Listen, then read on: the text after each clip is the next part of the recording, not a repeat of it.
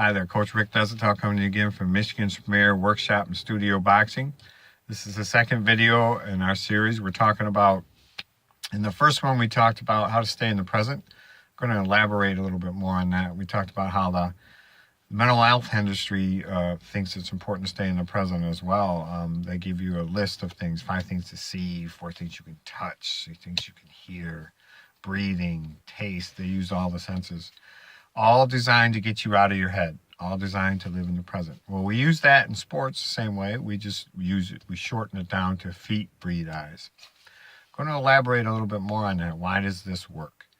Our brains cannot be in 2 places at once. That's why I'm inside my car right now, because we've all done distracted driving. You cannot drive and play with the radio at the same time. You can't drive and eat. You can't drive and talk with your friends all over the place. And heaven forbid you never text and drive, because you simply can't do that. Your brain cannot do 2 things at once. That's why the mental health industry has that list. Everything is designed to get you out of your head. That's where we want to be. Well, if that's the case, if they're trying to do that in the mental health industry and we're trying to do that in sports, that means that that voice in our head must be pretty bad, right? Well, no, it's just that we're not using it right. Here's how we use the voice correctly. When you make goals, you're automatically starting to get this to do something, and it wants something to do. You make a goal, then you make a plan, how you're going to make that goal happen, and then you put that plan into your daily and weekly schedule. Now the brain really likes that. Now it has something to do. Now it has a goal. It has something to move forward to. So it's not looking backward. It's not looking negative. It's too busy working for you. This is great, because now not only are we achieving goals and moving forward, but we're learning how to use the voice for what we want it to do, to put it to good use. That's how we do it. It can't be in 2 places at once. Give it a job and you'll feel much better, and everything will work better too.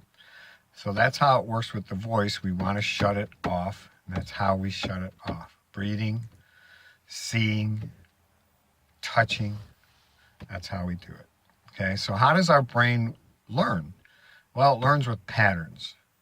Okay, so the first time it sees something, it has no reference point, and that's the problem. It needs a reference point, because your brain is, what it's doing is it's comparing something internal with something external.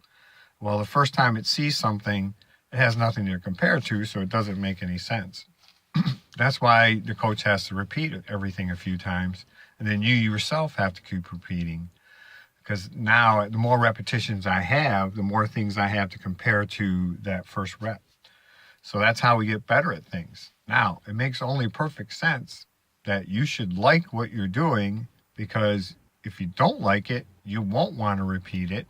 And if you don't want to repeat it, you won't get better at it, because that's the secret to everything. The more reps we get, the better we get at something. The more our brain has a reference point to compare to. So if you don't like a sport, you shouldn't be playing that sport, because you won't want to repeat it, which means you won't get better at it.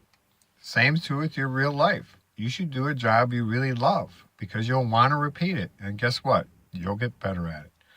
See you next time. Have a good day.